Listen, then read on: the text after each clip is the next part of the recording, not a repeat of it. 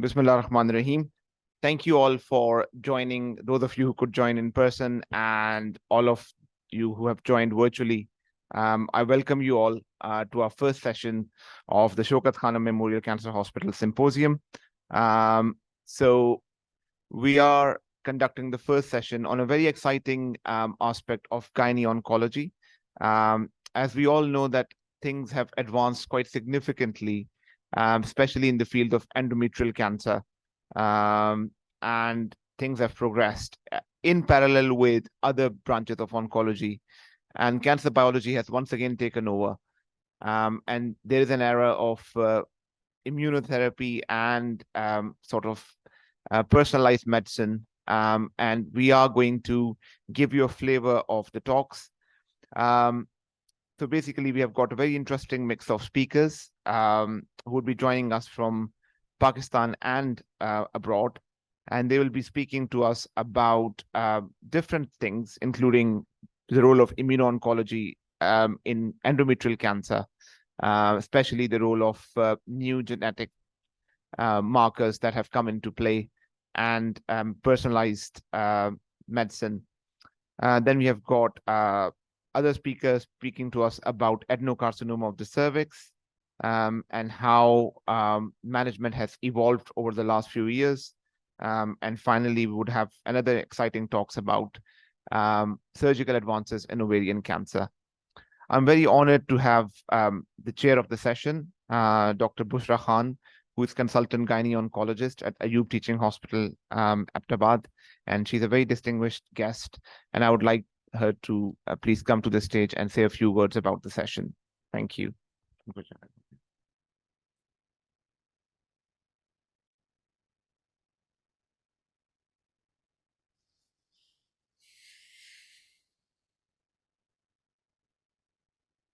Assalamu alaikum, everybody.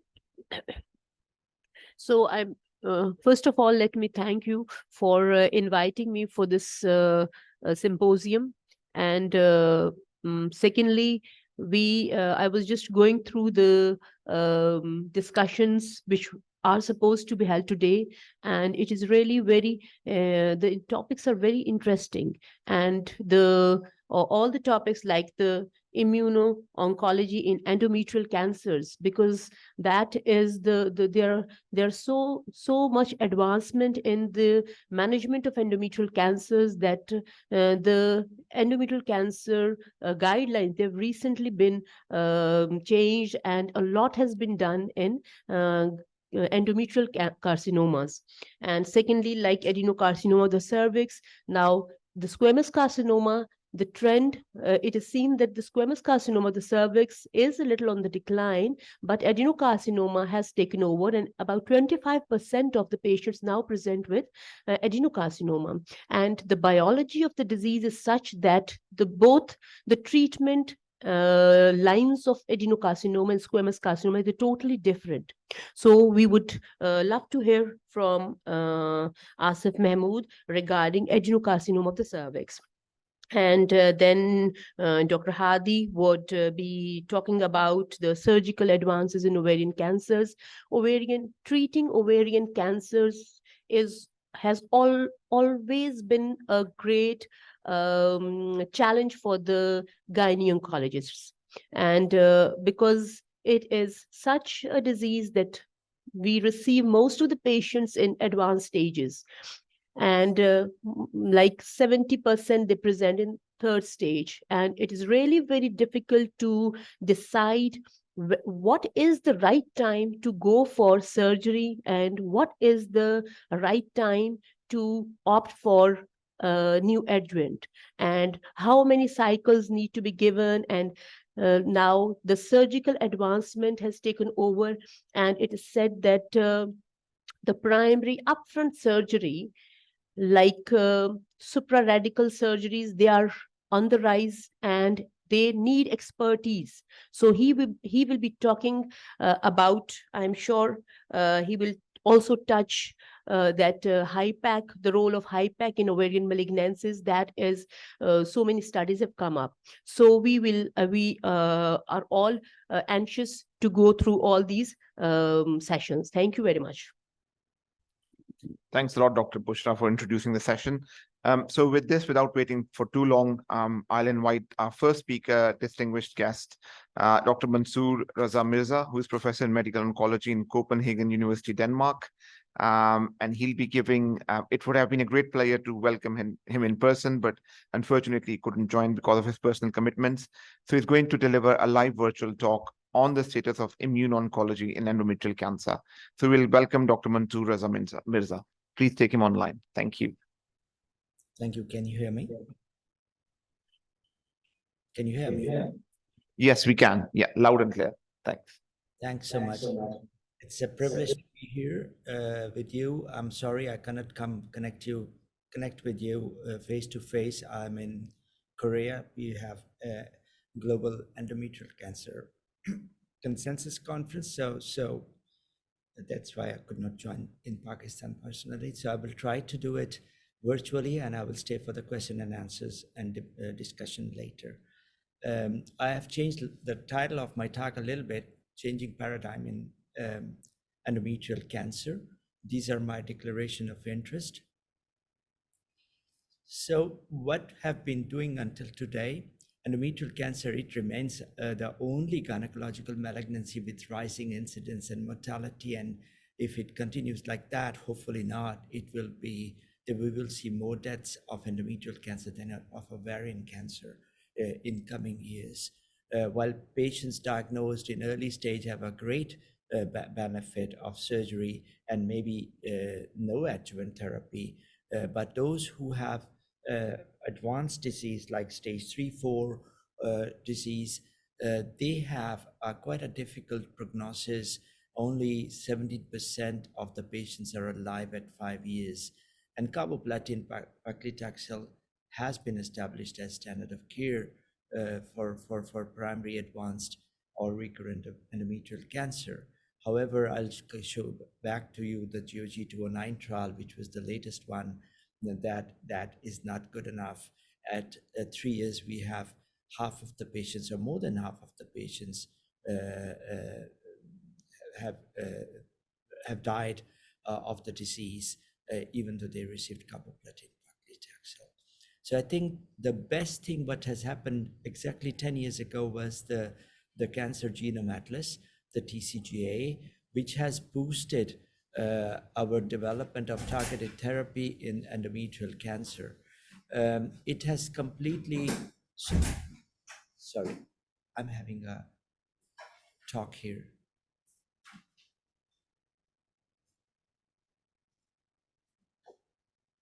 Thank you. I'm sorry. So it has been and I think the checkpoint inhibitors has completely changed the management of our patients, and I'll go through that. What has happened, as you can see here down there, we have been using endocrine therapy since 1961, and carboplatin paclitaxel was introduced in 2012. And since then, we had a few years ago in the second line advancement in introduced and the immune checkpoint inhibitors as single agents or in combination. But the first line therapy has completely changed now this year by results of multiple phase 3 trials. If we go back to how we were treating or how we are treating patients until recently, radiation therapy is very beneficial for local control, has no benefit on overall survival. There is enough data on that, so we don't have to debate on that. And this is the trial I was talking about, the GOG 209, where you can see that the OS, which is on the right side, you can see at 3 years, less than half of the patients are alive after receiving carboplatin paclitaxel, and this is stage 3, 4 or first relapse patients. So and after they relapse on primary therapy, usually the further treatment is quite pathetic. We have tried single agent chemotherapy or endocrine therapy, and the median PFS remains about 3.5 months with such treatment. So this becomes a real unmet need already at stage 3, 4, our first relapse. and especially after in the second line. So, so I would go back to the TCGA classification and try to give you a little bit of picture of how we understand today endometrial cancer. We have guidelines in Europe that upon diagnosis we must perform our the TCGA classification, the molecular classification of these patients. If we take the whole bunch of patients, there is a very, very small group of polymutated. I'll come back to that.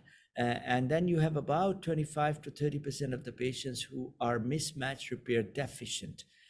All others are put in one sort of basket. We have called it mismatch repair proficient.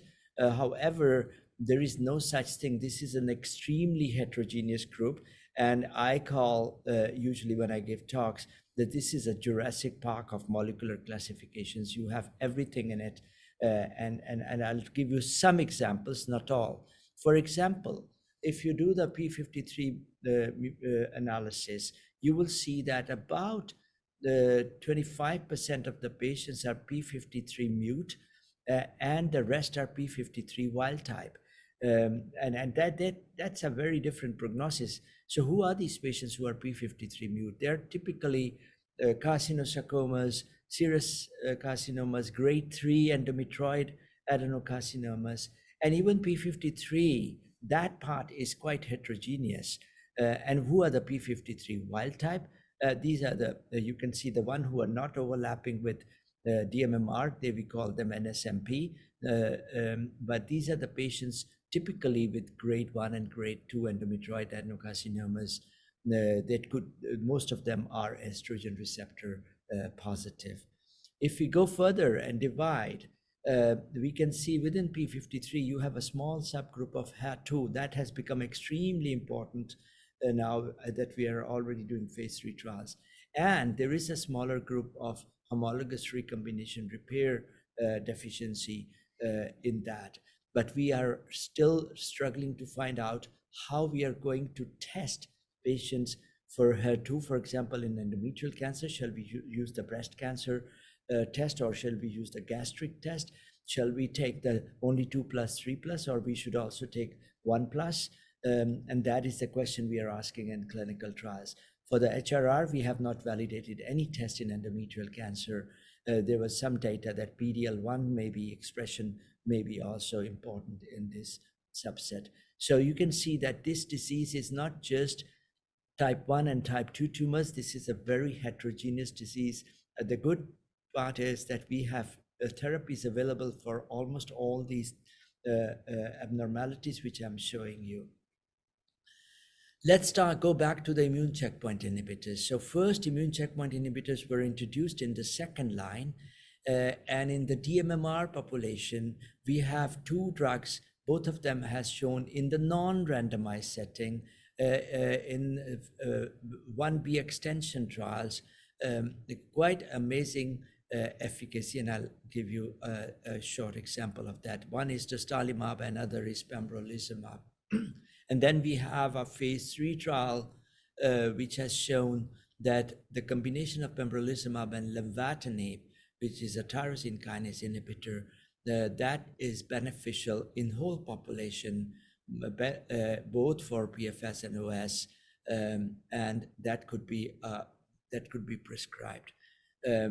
So this is in the patients who are second line or higher. And these trials were done in the patients who were immune checkpoint inhibitor naive patients. And you would understand very soon we cannot use these drugs, because if we are moving immune checkpoint inhibitors up front, we have to start almost from the beginning in the relapse setting once they will relapse in the disease. So what is the data on dostarlimab as single agent? That's the Garnet trial. It's one of the largest 1B trial, stage 1B trial with over 150 patients in the DMMR population. Before I explain that, we have seen that chemotherapy, single agent chemotherapy, has a response of between 10 to 15%. And median PFS is around 3.5 months of progression-free survival. So when the study showed amazing about 40%, 45% response rate and a median duration of response, which is exceeding now 3 years in some of the patients, that was very encouraging, and both FDA and European Medicines Agency approved the dostarlimab to be treated as single agent in the patients who are MMR deficient or MSI high, however, whatever your pathologists will describe it. The same is the case for Keynote 158, that's a pembrolizumab trial. That was a tumor agnostic trial. And if you look at the endometrial cancer cohort of that, you would see again about 45 to 50% response rates in the DMMR population, which is really amazing. So these two drugs are approved to be used as single agent in second line or plus second line plus in the DMMR population. In the MMR proficient disease, there is efficacy, but only modest efficacy, about 15%, the same as you have single agent chemotherapy. So that's why we would not use single agent immune checkpoint inhibitors in the MMR proficient disease.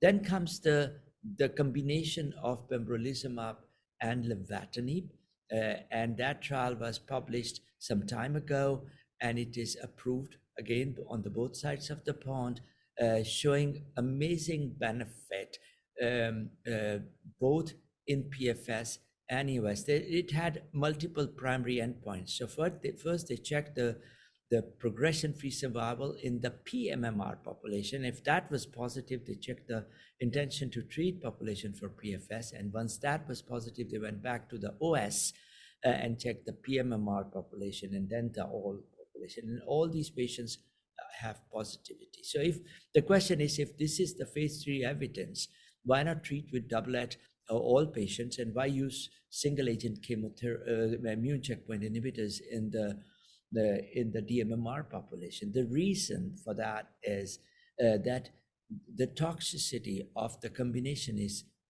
extremely high.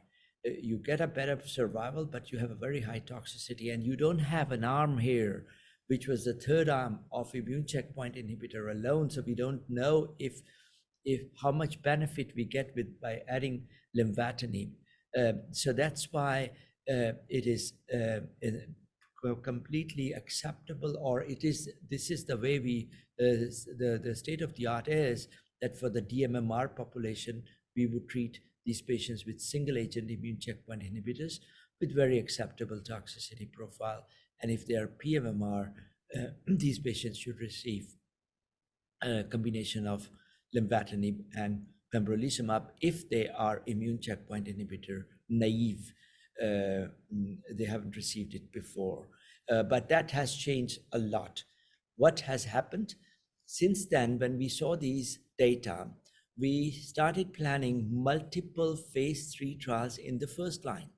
If you look at the red, there are these trials, 4 trials on the left side, the Ruby trial, the 10 trial, and the GN11 trial. They're asking one question: carboplatin paclitaxel plus immune checkpoint inhibitor or placebo, all 4 trials.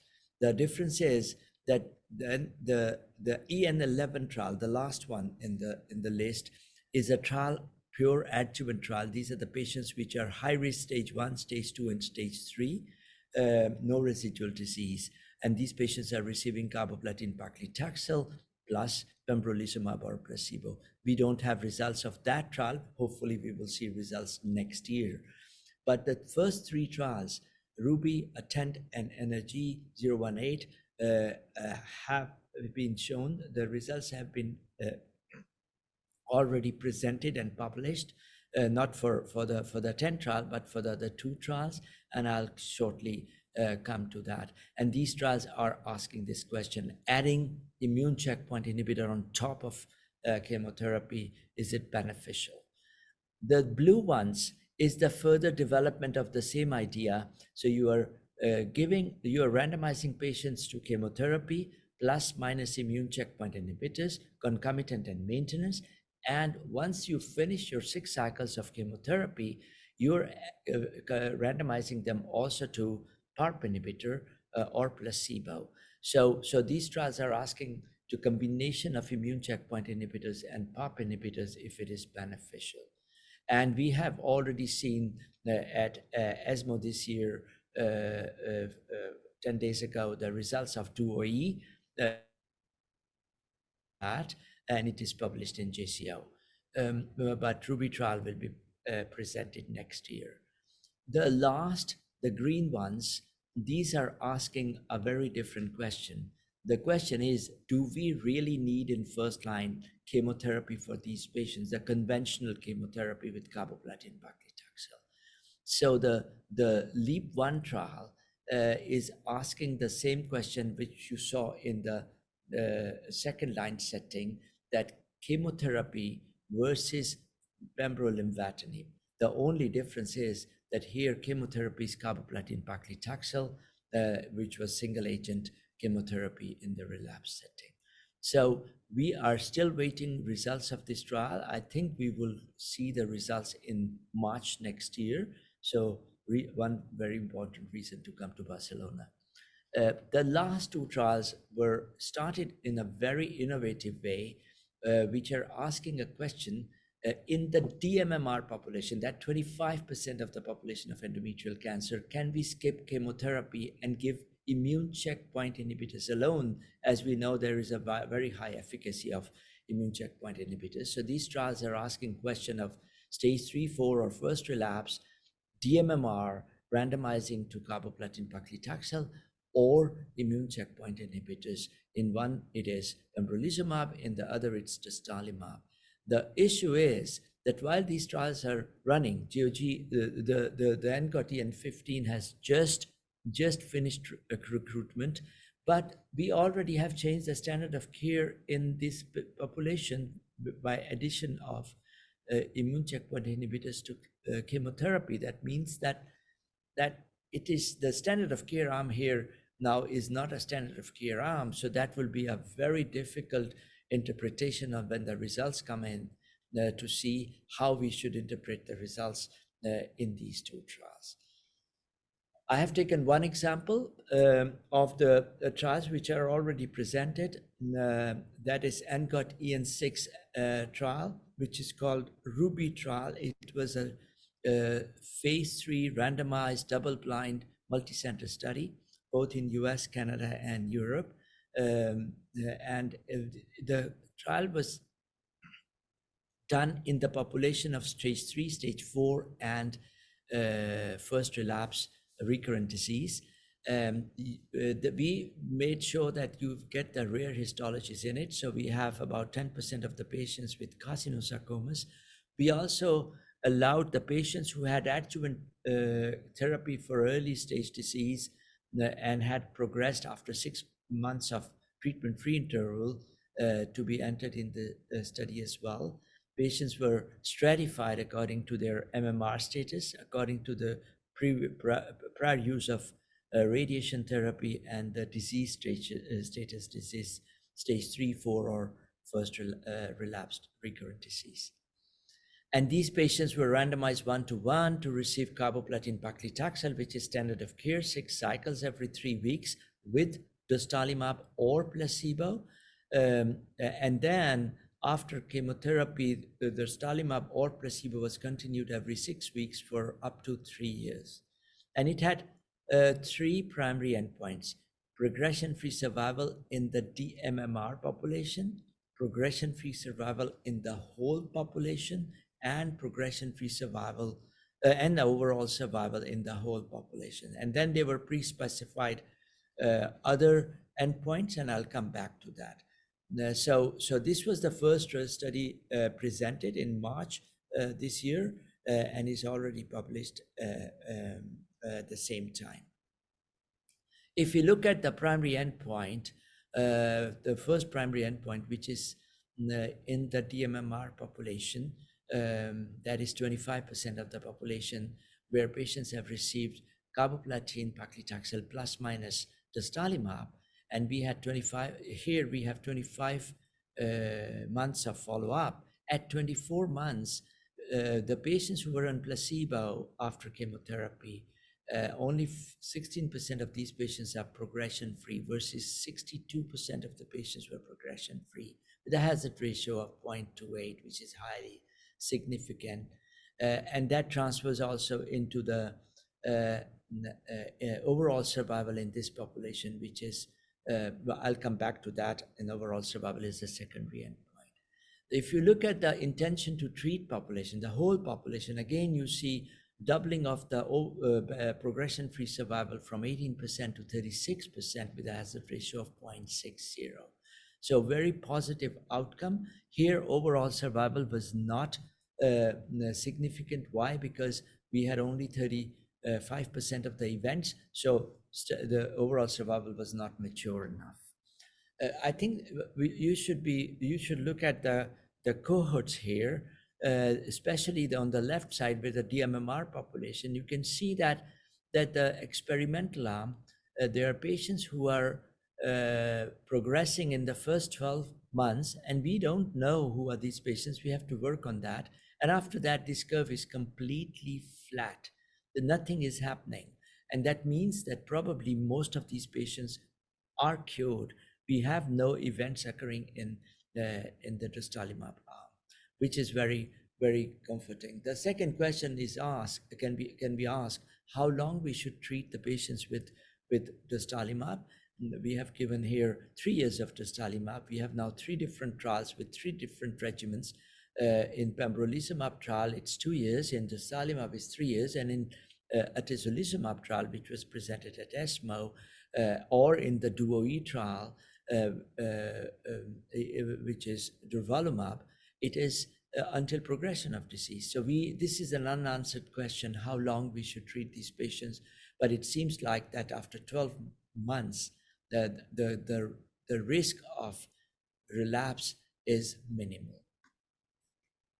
When we further look at the overall survival, before I say anything about the overall survival, I would say that there is a very considerable crossover. So the patients who were receiving placebo upon progression have received, quite a few of them have received immune checkpoint inhibitors, either alone or pembrolizumab. It's about 38% in the DMMR population and about 35% in the whole population. So 1/3 of the patients have received immune checkpoint inhibitors, which of course confound the results of overall survival, because then you are giving sequential immune checkpoint inhibitor. But even then, you see in the DMMR population a hazard ratio of 0.30 and HR, and the overall population 0.64. So what it tells us, first of all, it's positive. Second, probably we have to push immune checkpoint inhibitors up front. Even though you give it in the relapse setting, you still get a benefit if they have received upfront. And this is overall survival benefit. Again, these are not banana curves. You can see that the curves are almost flat on the top. We recently, last week, we saw the press release from GSK, because now the new analysis is performed where you have overall survival 51% events, and it is positive, statistically positive. So we will probably have soon approval for this drug in whole population, both in the DMMR and MMRP on both sides of the bond. In the beginning, GSK decided to submit the approval only for the DMMR population, and we do have that approval in FDA, and EMA has positive opinion, so we will anytime will receive that approval. So I think this has really changed our strategy. It has really changed the standard of care for these patients. So this, now I have shown you the DMMR and the overall population. The question is, what is happening in the MMR proficient disease? I don't have that slide here, but in MMR proficient disease, you also see a clear 10% better benefit both in the MMR, in the PFS and in overall survival population. So there's benefit all over.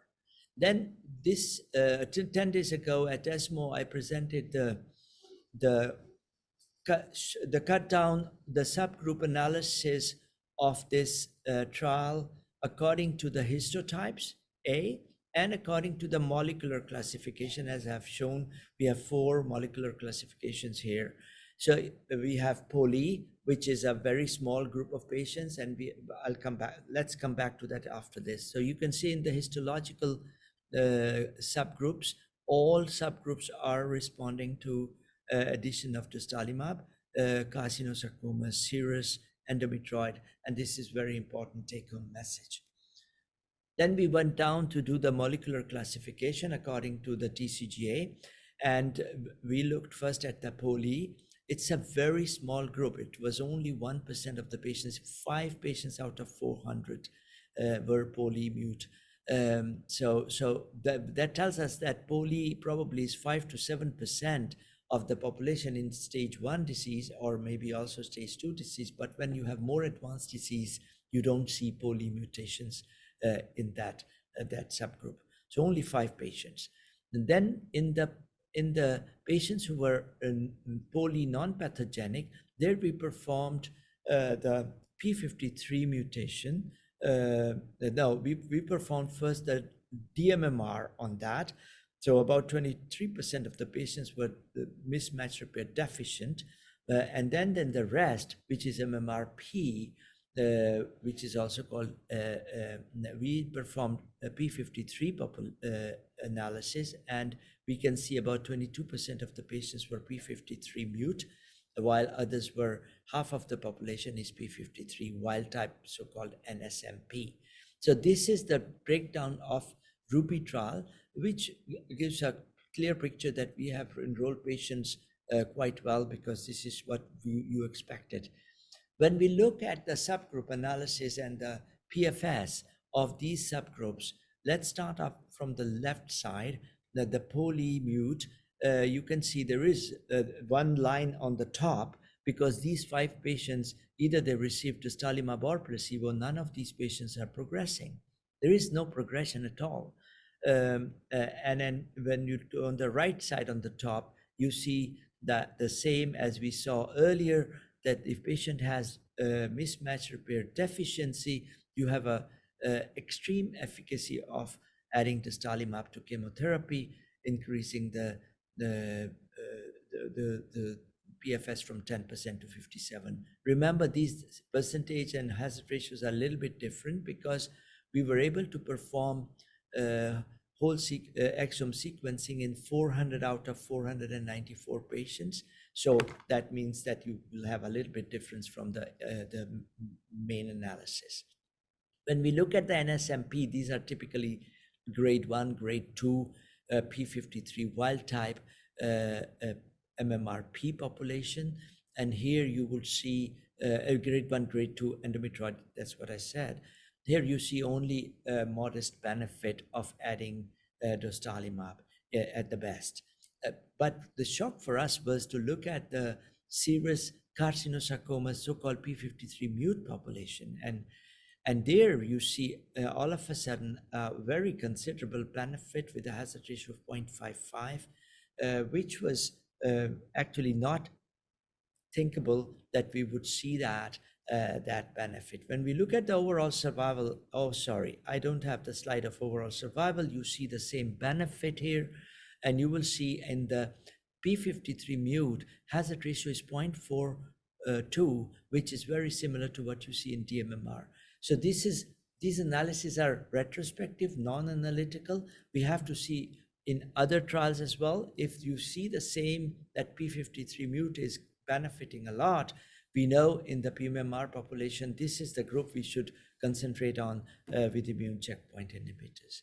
Then we did the patient-reported outcomes, and Q2's data was presented by Diana Chase, my colleague, at ESGO this year. And you can see that in the green part, so the green part tells us that the progression-free survival without toxicity. So you put the toxicity down there and you detect that, relapse is detected. So you can clearly see that the active arm is doing much better than the placebo arm. So patients have a better patient-reported outcomes than before. So what does this mean? This means that now we have changed the standard of care of first line, both in the DMMR population and from last week as the statement from GSK that they have overall survival benefit. We have overall survival benefit in Ruby trial in whole population. So it will be submitted for approval, and I believe that we will get the approval. And that means that I'm sorry, I switched the, it says ICI plus minus chemo. It should be other way around, chemo plus minus ICI. Apologies for that in both of the cases. So now we have changed that. We know that there's a tremendous benefit of chemotherapy plus ICI in the DMMR population. I've written plus minus because we are waiting the results of the single agent trials as well. However, we also saw 10 days ago in ESMO Duo E trial results, which is the further, one can say, testing on top of immune checkpoint inhibitor. We have also added PARP inhibitor. There are some issues with that, but first of all, the results were positive. The results were that if there were three arms. Arm A was chemotherapy alone, and chemotherapy alone was inferior to chemotherapy plus immune checkpoint inhibitor, and it was also inferior to chemotherapy plus immune checkpoint inhibitor plus PARP inhibitor. So that's where trial is positive. The problem is that we have not powered this trial to see the difference between arm B and C, because arm B has now become standard of care, that is chemotherapy plus immune checkpoint inhibitor versus arm C. We also need to find out who are the patients who are responding. When we looked at the subgroup analysis in the DMMR, we don't see any benefit adding a PARP inhibitor. So immune checkpoint inhibitor added to chemotherapy is the standard of care. When we looked at the pMMR population, we saw that benefit, but we haven't seen the p53 separation. We haven't seen the HRR analysis. So we have to wait for more molecular analysis in this trial before one can say that PARP inhibitor should be added as treatment choice for these patients. Another thing is that now we are moving to all these trials which have shown, almost all these trials, they were done in whole population. Now we have understood the biology of the disease, and we are trying to find the drugs which interact with just for subgroup of the patients. Here is an example. This is the SIENDO trial, which was done in whole population, and it's a selective inhibitor of nuclear export, which works to keep the good genes in the nucleus, typically p53 wild type. So if patient have p53 wild type tumor, you should see efficacy, and that's what you see here in the subgroup analysis of p53 wild type population. So I think this is the way we are going to do. We are doing a phase 3 trial only in the p53 wild type population as a maintenance therapy with selinexor and placebo. Once that is there, probably that will take over the place at least in the pMMR population, which are p53 wild type, where probably you have only very modest effect of addition of immune checkpoint inhibitors. Then we saw at ASCO this year the results of the tumor agnostic trial with the ADC antibody drug conjugate, so-called TDXD. And if you look at the endometrial cancer cohort, you see enormous benefit in that. In the HER2 3+, it was 85%, and even in HER2 2+, it was 47%. And when the central analysis was done, half of these HER2 2+ were actually HER2 1+. So you see, and the same benefit. So you see the same. So we are about to start a global trial where we will be randomizing patients who are had to 2+, 3+, and a separate cohort also of 1+, to receive only TDXT versus standard of care. And standard of care could be chemotherapy in the countries where checkpoint inhibitor is not reimbursed at that time, or the triplet. So I think this is the way we are going to change the whole landscape of our tumors. That right now we have immune checkpoint inhibitors everywhere, but I believe in the MMRP population we will be making differences. We will see PARP inhibitors coming in. So here you can see, this is just a prediction what I have, that you will have in the MMRP population, those who are P53 wild type, probably they will have selinexor, or they will be having, if they're HRR, they will be having immune checkpoint inhibitors plus PARP plus chemo. You will have HER2, so you have TDXT, but this is just the beginning of the whole story. We have a lot of new drugs coming in with CDKs, with antibody drug conjugates, biphasics, V1s, PIK3CA, and I think within few years we will see that this disease will be treated in a completely different way. So that's why I call this disease today as Cinderella story. Thank you very much. Sorry if I took over time a little bit more. Thank you.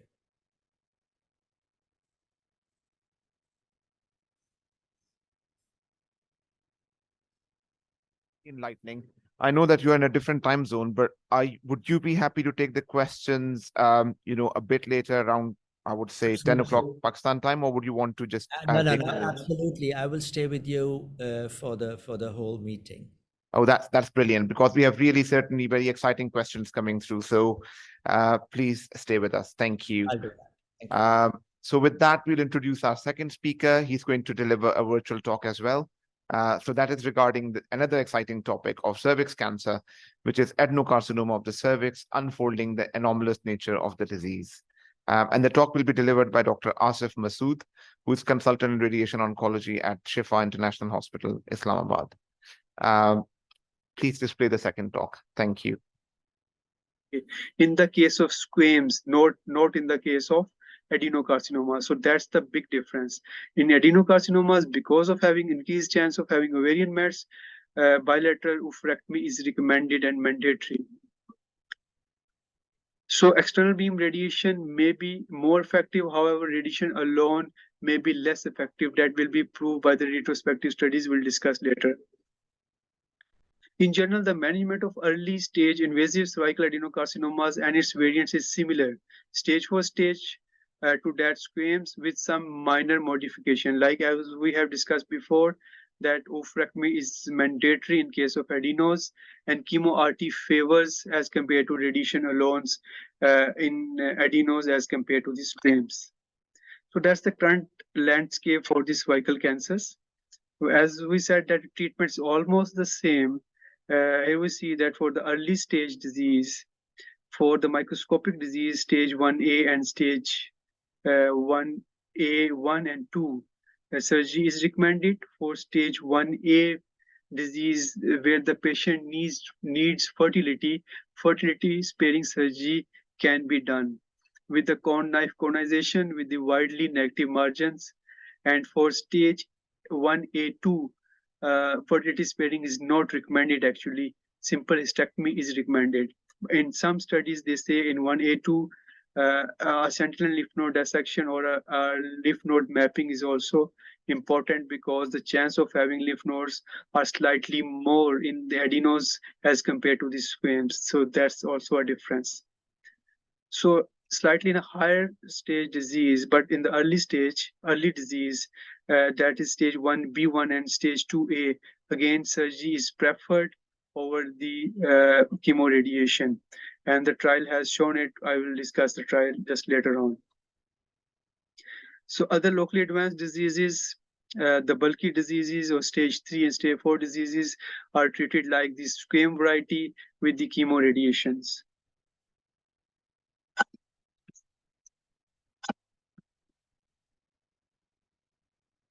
So as we know, there are no prospective trials for that, but that's a Cochrane review of the primary surgery versus primary radiotherapy with or without chemotherapy for early adenocarcinomas of the cervix. For early squamous cell carcinoma of the cervix, the outcome is similar after with primary surgery or primary radiation. There are reports that shows that there is not the case for early adenocarcinomas. Some studies have reported that the outcome is better after the primary surgery in the case of adenocarcinomas, but there is no systemic review about the surgery versus chemoradiation. So that Cochrane basically updated that review from a trial, and the objective was to review and to compare the effectiveness and the safety of the primary surgery of the early stage adenocarcinoma of the cervix with the primary radiotherapy or the chemotherapy. So at the end, with the evidence, the author concluded that surgery is preferred in the early stage of adenocarcinoma of the cervix in clearly stage patients. Clearly stage patient means, because as we discussed, that the chance of having lymph node is slightly more in adenos as compared to squams. So it's very important to rule it out through the radiology or other scans like PET scan. Either there are lymph nodes involvement before surgery. If there is lymph node involvement, definitely stage is upgrade to stage 3C, and it should be treated with chemoradiations rather than for surgery. So the indication of adjuvant therapy after hysterectomy are the same as in the case of squams. It's divided into high risk and the intermediate risk features. The high risk features we know are the positive margins or the closed margins, positive lymph nodes, microscopic parameter invasion. And the intermediate one are the large tumor size, deep cervical stromal invasion, and lymphovascular invasion. So these all these features, they merit for the adjuvant therapy after the surgery. So there's a trial, phase 3 randomized controlled trial of postoperative pelvic radiation in stage 1B cervical cancers with poor prognostic features. So these were stage 1B patients post-surgery with negative lymph nodes having 2 or 1 of or more these features. More than 1/3 of the stromal invasion, lymphovascular invasion, tumor size more than 4 centimeters. 277 patients were randomized into observation versus post-operative arm. Post-radiation arm. In post-radiation arm, 46 to 50.4 gray were given in 23 to 25 fractions. Here we can see that there was significantly increase in the progression-free survival and the overall survival in radiation arm as compared to the observation arm. All the histologies were present in this study, and we see the most of them, 75% were the squams, but there were about 11% adenos as well. And in the multivariate analysis later on, it was seen that there was no recurrence in the adenos arm, totally 0% of recurrence in the adeno arm. So it was concluded that though the overall survival and the progression-free survival was more in the both the histologies, but it was slightly more in the adeno arms. So radiation appears to be particularly beneficial for the patient with the adenos and adenosquam histologies rather than of squams alone.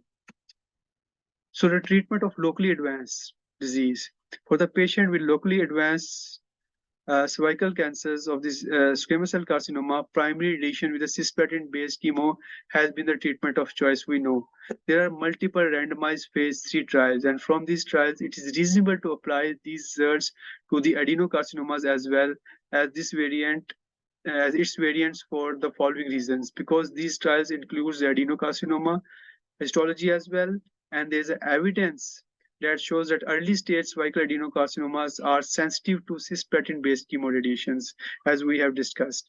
And adenocarcinoma-specific phase 3 trials are feasible because of the low incidence of having this pathology.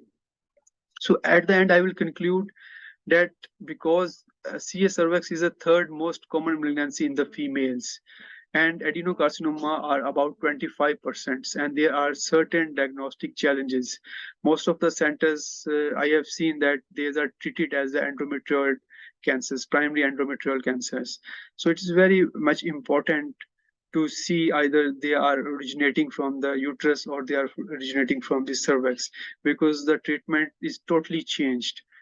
and there are no prospective trials for this management. So it's very important to look at this histology carefully. Thank you so much for your patience. Thank you very much for this excellent talk, summarizing and the management of adenocarcinoma and drawing the parallels and contrasts with squamous cell carcinoma of the cervix. With this, we'll invite our final speaker, who is also going to deliver his virtual talk. We are changing the tack, and now we are talking about surgical oncology. So I'll invite Dr. Hadi Muhammad Khan, who is consultant surgical oncologist at Shifa International Hospital, and he's going to speak to us about surgical advances in the management of ovarian cancer. Please display the next talk. Thank you.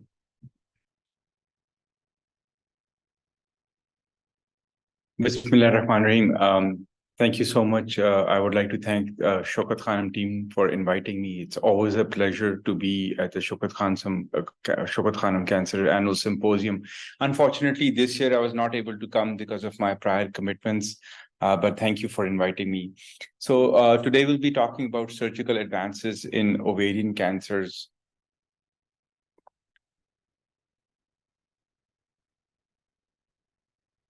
So first of all, ovarian cancer, when we start looking at the burden of the disease, it's the 8th most common cancer in the world with around 150 deaths per year. If we look at data from our own country, which is the WHO data, that shows that around 5% of patients do have ovarian cancers.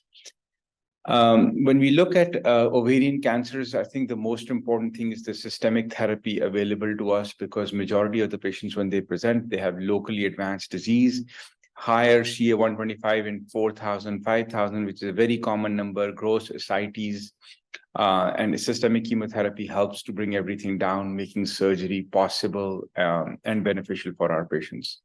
Similarly, now with the newer targeted agents such as Avastin or olaparib, these data has been thoroughly seen and published. And the better we get at immunotherapy and targeted therapy, the more aggressive we can be surgically in improving overall survival for our patients. The topic for today is basically management, which is surgical management of debulking, cytoreduction, and HIPEC for ovarian cancers. Very recently in ASCO 2023, an article was shown, and it has been discussed multiple times. It hasn't been published. Some of their data is available, which talked about HIPEC in platinum-sensitive relapsed epithelial ovarian cancers. This was a famous Skyport randomized phase 3 trial. So this was recently put up, shown at the ASCO meeting. It was conducted in 31 institutes. All these patients got 6 cycles of platinum and taxane with or without Avastin, and they were amenable to complete cytoreductive surgery with or without HIPEC. Similarly, randomization was done, which showed surgical outcomes, which includes no residual disease versus residual disease, and also chemotherapy-free interval. So their sample size was around 400 patients, and the primary endpoint was overall survival. The secondary endpoint was progression-free survival, and of course, the morbidity and mortality associated with this. Conclusion for them was HIPEC significantly improves overall survival and peritoneal progression-free survival. If you look at their data, the overall survival almost was 9 or 10 months improved in patients who underwent HIPEC as compared to patients who did not undergo HIPEC. Similarly, the peritoneal progression-free survival was also somewhat improved, although when the detailed article comes out, we'll be able to critically look at it and see what is beneficial for our patients or not. Moving on, when we talk about HIPEC, we need to look at primary advanced and recurrent ovarian cancers. This article was published and shown at ESMO, which was an open article in October 2022. So this was a meta-analysis, and this meta-analysis, they included 6 randomized trials and a total of 737 patients. And 4 studies were of primary tumors and 2 of in recurrent settings. Again, their primary outcomes was also overall survival of patients. with or without HIPEC. And secondary outcomes were disease-free survival and post-operative morbidity.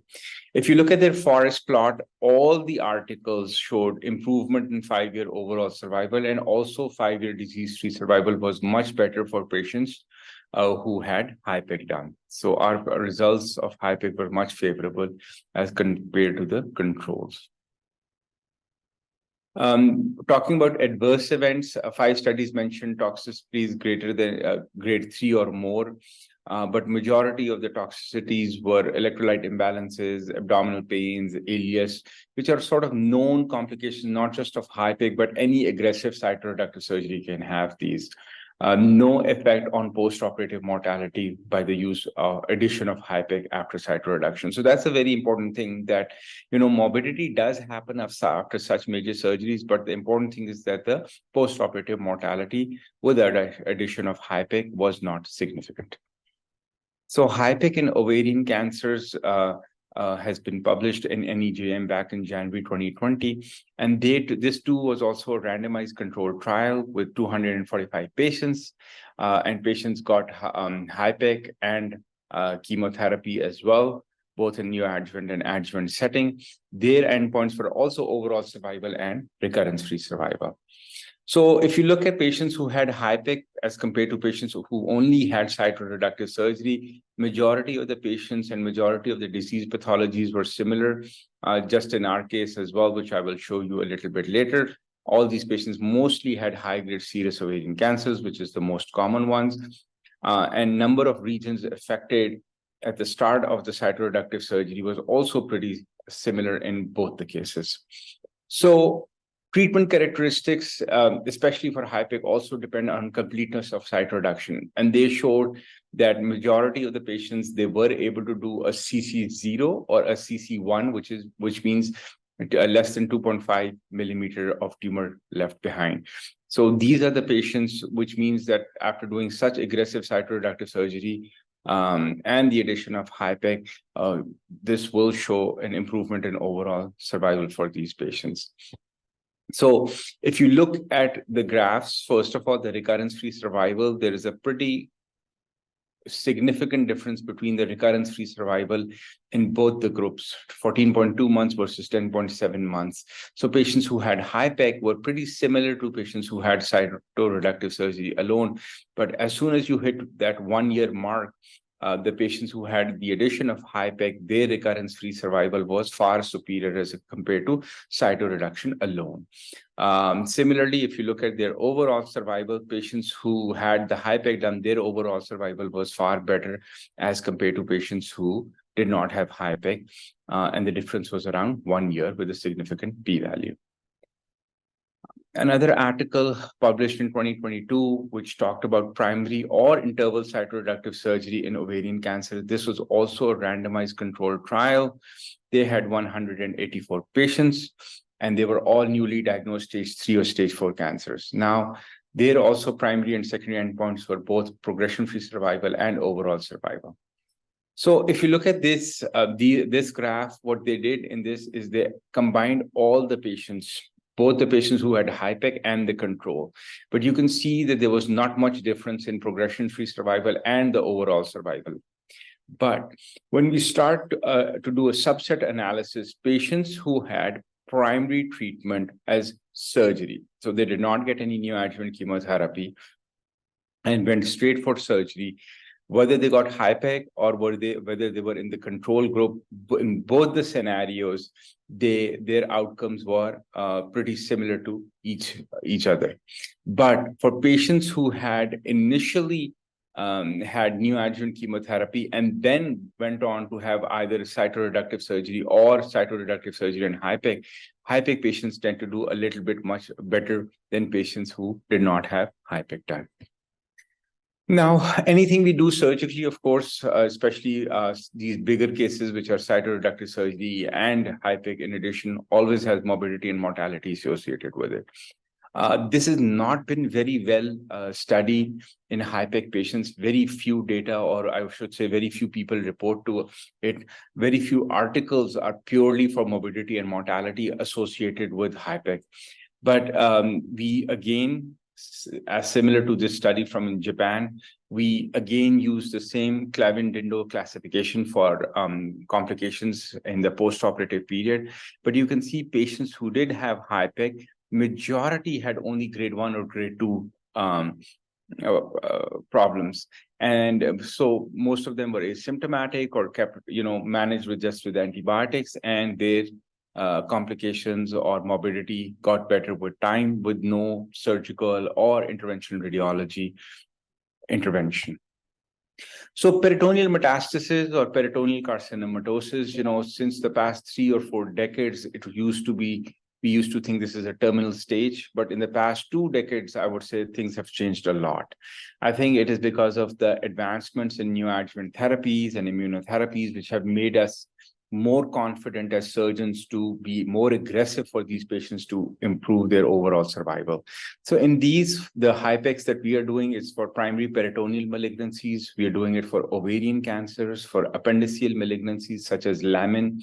Occasionally, we are doing it for colorectal malignancies, depending on how those patients do. I've never done a HIPEC for gastric cancer, but it has been heavily thought about and researched by multiple centers throughout the world. But I feel that the gastric cancer peritoneal metastasis is a very aggressive disease, and majority of those patients don't even respond to systemic therapy. So we should not think about doing HIPEC for them.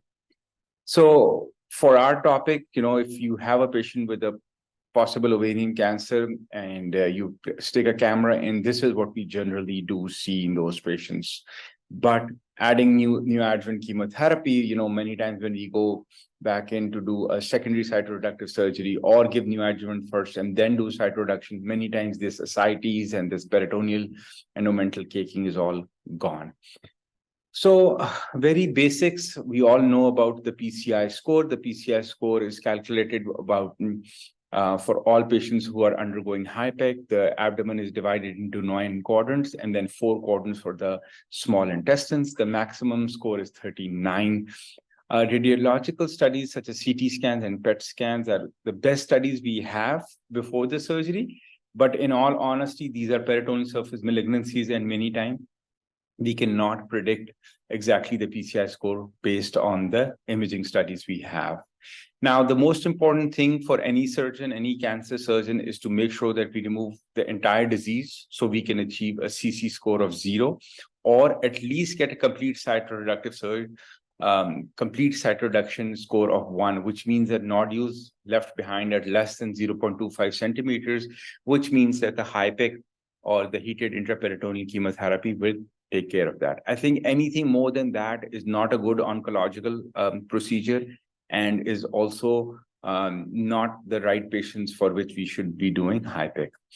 Now, we have a very strict criteria for patients we do HIPEC for, including age, BMI, their performance status.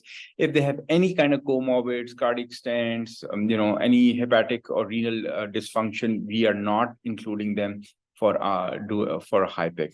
I'm very, very particular about the PCI score for majority of patients, especially for patients with ovarian cancer. If the PCI score is more than 24, I tend not to do it unless it is a mucinous tumor or a tumor which will not be responding to systemic chemotherapy.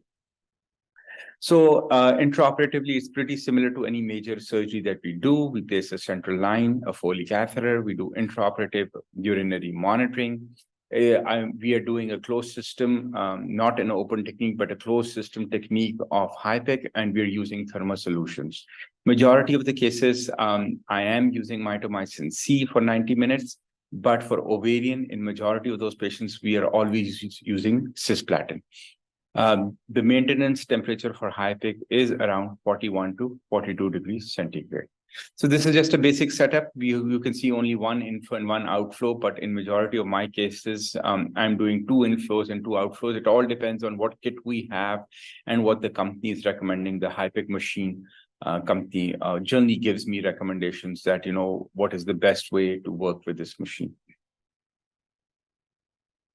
So a patient with primary peritoneal mesothelioma, after complete resection of the peritoneum, you can see all the intra-abdominal and retroperitoneal structures are exposed. And this is the time when we do HIPEC. All the anastomosis are done after the HIPEC is completed. Similarly, a patient with appendiceal mucinous neoplasm, you can see all the mucin and the mental caking. Now, these are the patients who generally present to me or us at the Shifa Hospital with a very high PCI score. And these are the patients who don't have much of systemic chemotherapy options. Hence, we are more aggressive. Even in a higher PCI score, we tend to do aggressive cytoreduction and HIPEC. But for ovarian cancers, we know that those patients have such good systemic chemotherapy, especially for high-grade serous, that we make sure that our PCI scores is well below 24 or 20 when we offer them HIPEC. Now, this patient, an ovarian mucinous tumor, in these cases, again, we are more aggressive, just like we are for lamin. Why? Because we don't have good systemic treatments available for these patients. The most important thing is to do a total peritoneectomy. Now, we don't do a total peritoneectomy. It all depends on the degree of involvement of the peritoneum. But wherever the peritoneum is involved or was involved prior to giving systemic chemotherapy, that should be removed. Otherwise, the disease will come back. So until you do a good peritoneectomy and a good cytoreduction, I think there's no benefit of doing a HIPEC for those patients. So here at Shifa International Hospital, we started the program back in 2019. We've done around 47 cases up till now. It's a mixture of diseases that we have treated, but the ones we have done for ovarian are around 14 cases. So now we'll only talk about our ovarian cancer patients. Majority of the patients have been middle age around 47. Majority length of hospital stay has been around 6 or 7 days, with the length of ICU stay only 24 hours to up to 36 hours. In majority of the time, the operative time is around 6 to 7 hours, including the time for HIPEC. But we make sure that, if the PCI score is very, very low, then we can many times do the surgery very quickly and be done within 3 or 4 hours. So if you look at our patients who had the HIPEC for ovarian cancers, you can see that majority of the score was in the teens, 16s, 18s, 14s. But majority were much less than 20. Why? Because these are all high-grade, majority of them were all high-grade ovarian cancers, serous ovarian cancers, for which patient did get neoadjuvant chemotherapy, hence their PCI score was low. A couple of outliers there of a PCI score of 24 and 28 were patients who had either mucinous histologies or had histologies which I knew would not respond to systemic chemotherapy. Now, sometimes there is an overlap when the pathologist cannot tell for sure whether the primary is coming from the ovarian or whether the primary is coming from the appendix. But in almost all the cases, we are able to achieve CC score of 0 and 1. Only one case we had a CC score of 2. That too was a mucinous tumor. But we did as much as we could with such a high PCI score. Now, as I mentioned before, majority of our patients for ovarian were high-grade serous ovarian cancers. A very few of other pathologies, which are also statistically very low as compared to high-grade serous ovarian cancers. Now, HIPEC chemotherapy done for our ovarian cancers in 12 out of the 14 patients, we always use cisplatin. In 2 of the patients, I used mitomycin. Those were the 2 patients, like I talked about, that we were not sure whether it is primarily mucinous coming from the ovary or like a lamin coming from the appendix. Now, majority of my patients, or not majority, I should say 50% of the patients did get previous chemotherapy. Now, these are clearly those patients who did have high-grade serous ovarian cancers. If they had a mucinous histology or a mixed histology, or we were not sure whether the primary is appendix or ovary, those patients did not get previous chemotherapy. And but prior to doing the HIPEC, majority of those patients who did not get chemotherapy, their ascites or mucin was always acellular. So tumor markers were high in all patients, but we trended the tumor markers prior to doing the surgery, making sure that after the neoadjuvant chemotherapy plus minus immunotherapy, their markers came down. Only one complication of intracutaneous fistula was observed in a patient recently, which is being managed conservatively. The rest were all no morbidity at all, and we've had zero mortality for all of our 47 patients, zero 30-day mortality.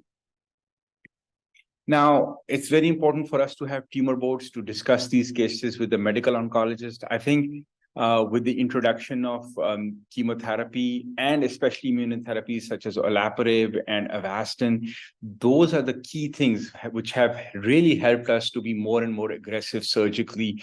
As we know, we have a good backing and we can improve the overall survival for our patients. And even with the addition of Avastin to the routine chemotherapy such as carboplatin, I feel that our PCI scores are much lower. We would love to have a cancer registry throughout our country, but we don't have any. I would like to thank you for having me. I'm missing out on the conference. Thank you so much. Thank you. So we'd like to invite any questions for our very distinguished speaker, Dr. Mansoor Raza Mirza, who is still online with us from Denmark.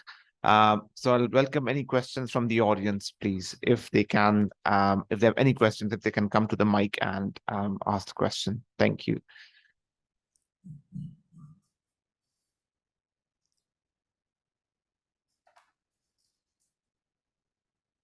I have a question for Dr. Masood.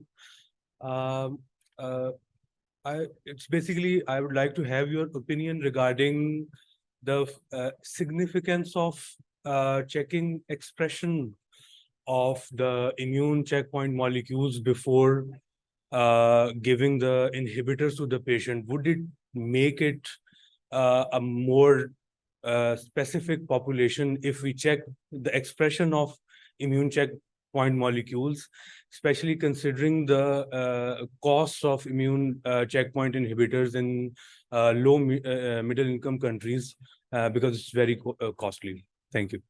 A great question. Thank you very much. Can you hear me? Yes, we can. Okay. So I would perform at least P53 analysis. You can do it in IHC. That's very cheap. And I will perform the MMR analysis. It could be also done on IHC, which is not very expensive. Poly, you have to do the NGS, and that is expensive, but that's a very small group. Of course, if patient has stage 1 or 2 disease, these patients may not need any therapy if they are poorly mutated, but that's a very, very small group. So an NGS is not a cheap analysis. I would perform that because if patient is DMMR stage 3, 4 or first relapse, patient has enormous benefit. When it comes to the MMRP population, probably the benefit is there, but the benefit is modest. And looking at the cost of the therapy and comparing the cost versus efficacy, especially in a country like Pakistan, I believe that I would try to keep the use of immune checkpoint inhibitors in the DMMR population only, and that's why I will perform the molecular classification. I hope I answered your question. Yes, you have. Thanks very much. Dr. Jamshed, our medical oncology consultant, would like to ask a question. Thank you, Professor Mirza, for nice talk. It's always a pleasure to hear you.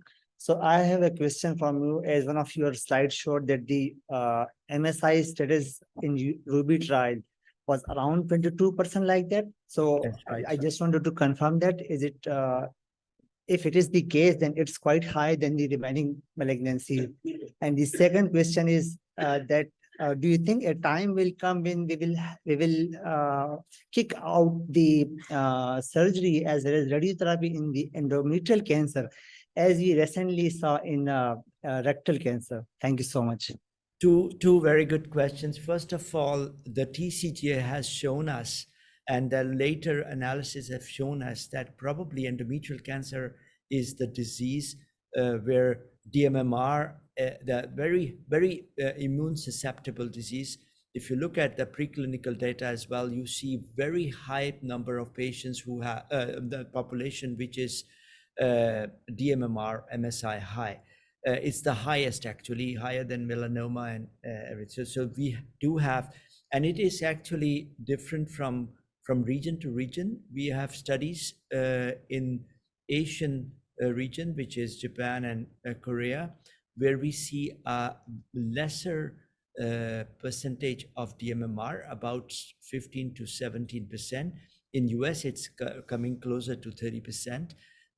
So it's I would say 25 to 30% in Europe and US. That's what we see.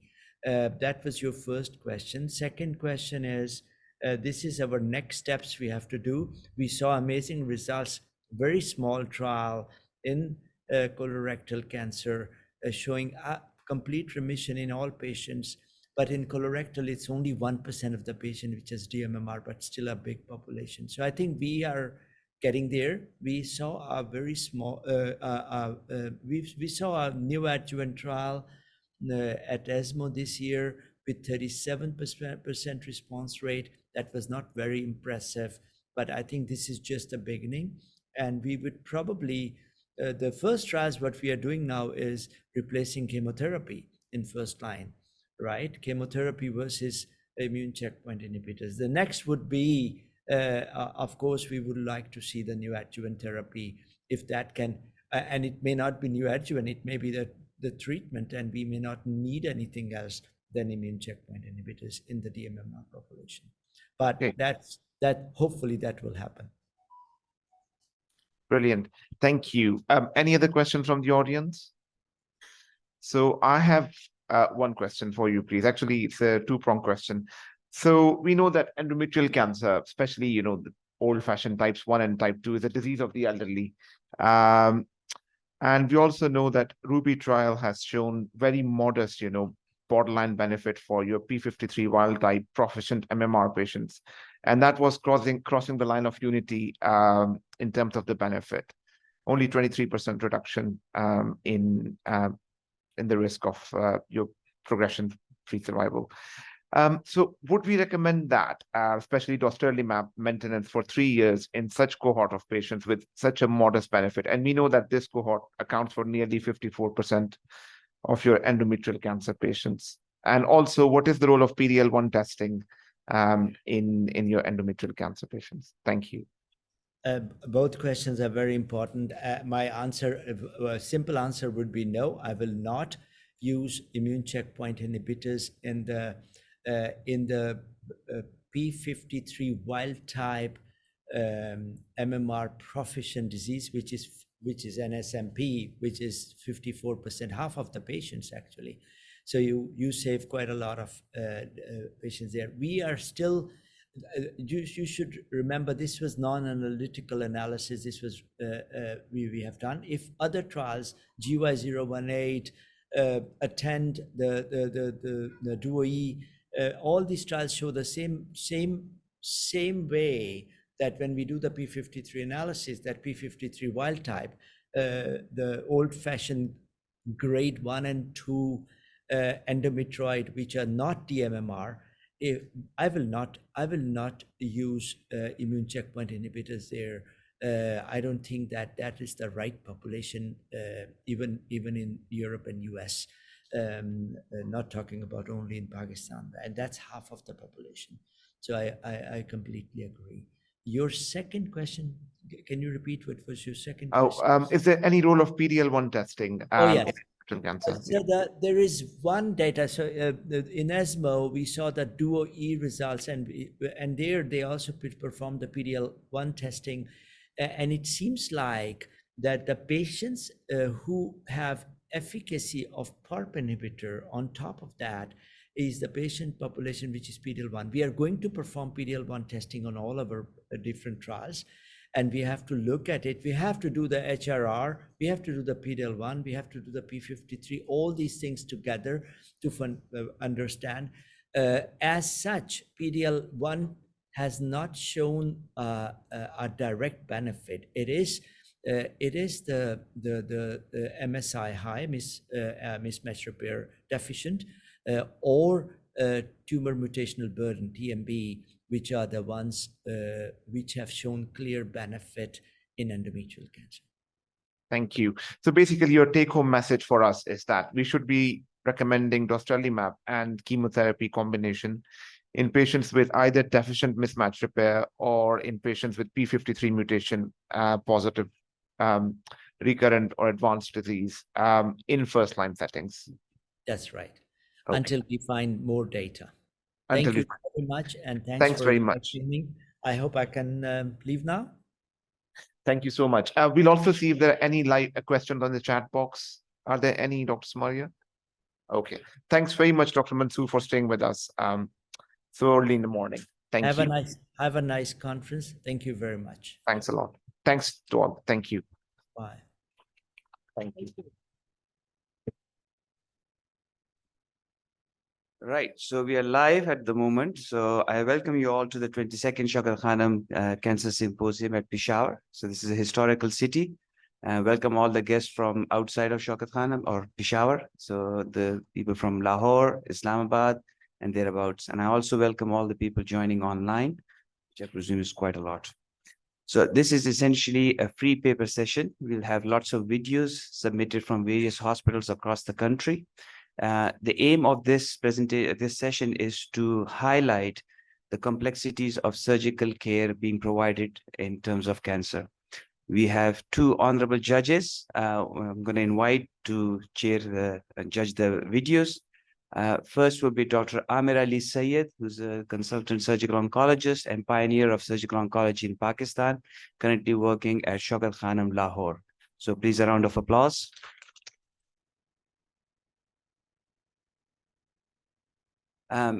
Along with him would be Professor Amjad Parvez Chima, who needs no introduction. He's a pioneer of robotic as well as laparoscopic colorectal surgery. And he's been instrumental in bringing that technology to Pakistan and has been pushing certification in laparoscopic colorectal surgery across Europe, Middle East, and the Eastern Asian countries. So a round of applause, please. So the session is going to be judged by the honorable guests, and there's no live speakers. So we're going to start the session with the first video, which is going to be limb salvage with mega prosthesis. And Muhammad Bilal will be the person presenting this and taking questions. Thank you. Assalamu alaikum and good morning, everyone. I'm Dr. Mohammad Zoha Farooq. I'm fellow orthopedics at Shaukat Khanum, Lahore. Dr. Bilal was supposed to be here, but he couldn't come, so I will be delivering this talk.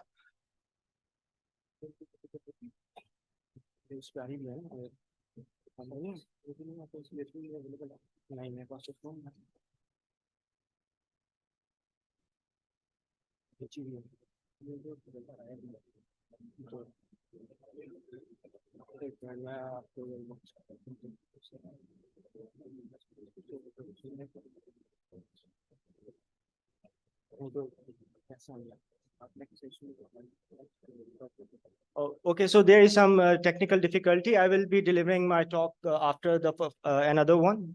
Please bear with me. Thank you.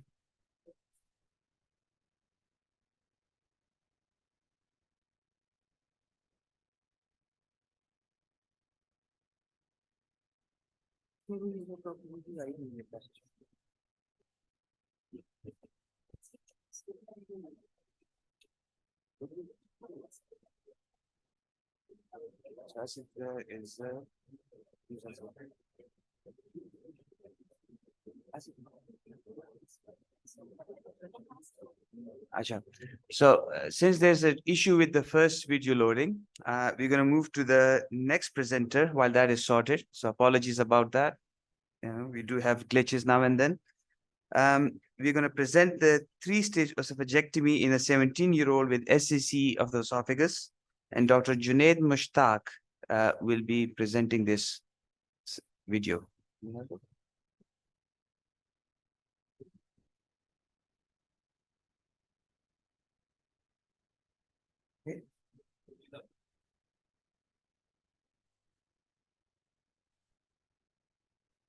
Okay, so since Dr. Junaid is not here either, the third person and third time lucky is going to be Dr. Asadullah from Shaukat Khanum, Peshawar. who's going to be presenting a video for us today.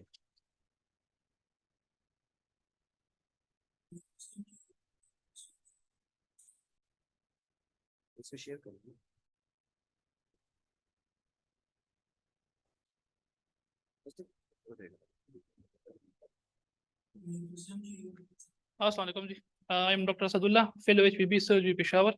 Hope you will be enjoying this video session by me and my colleagues here. So let's dive into the video presentation.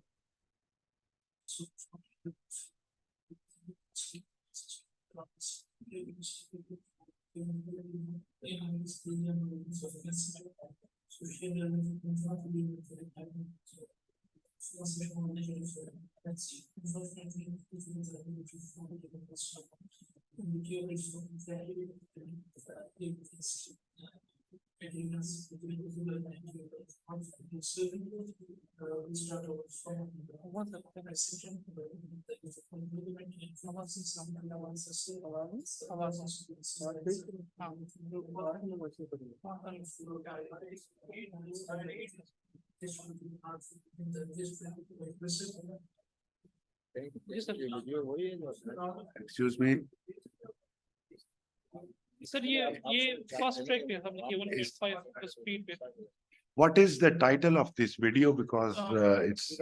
So it is a laparoscopic Whipple procedure followed by post open transdural embolectomy. So you are 11:30 on the schedule. Yes, sir. We were looking for the third presenter. Asadullah Khan, sir. So Asadullah Khan, 11:30. Okay, so Okay, thank you. Carry on. Thank you.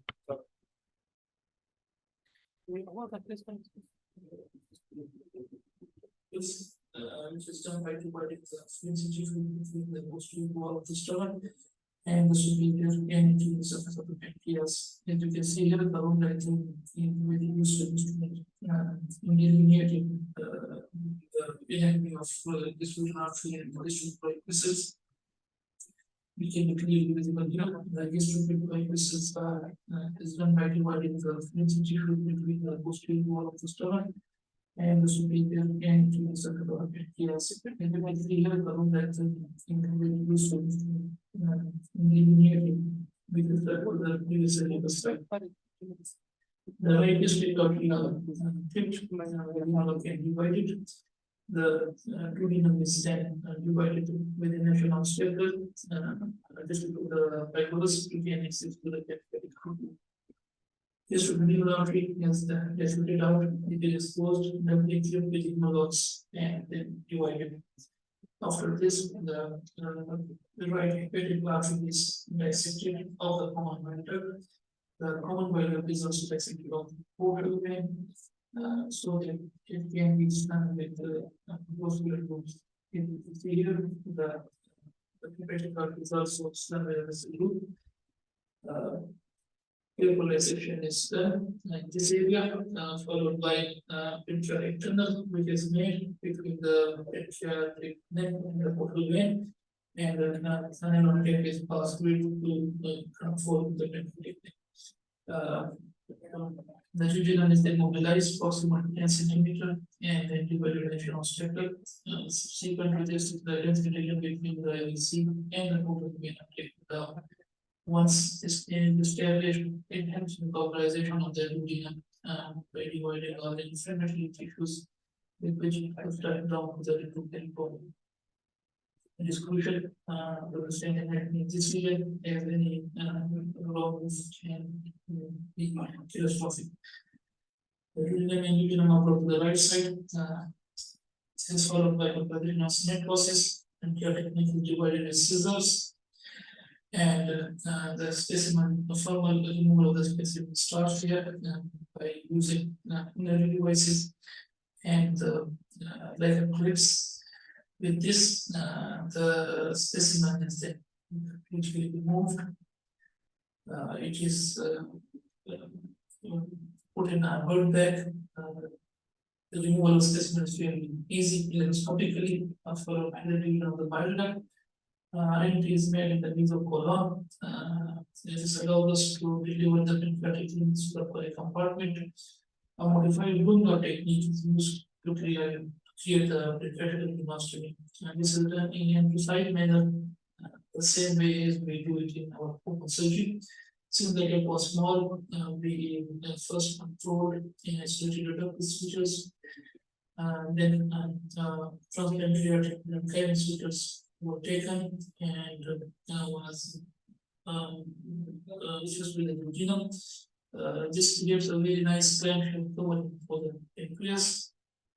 We think this is the same technique. It is reproducible, and since we do the same technique in our open surgery, we are very happy to use it laparoscopically at the same time. There are several techniques available, but it's up to the surgeon's preference, whichever technique he adopts. Once the pancreatic duodenostomy is done, we turn our attention to the hepatic duodenostomy. Again, there are several techniques which can be adopted. Here we use the PDS 30 and we do it in a mixed manner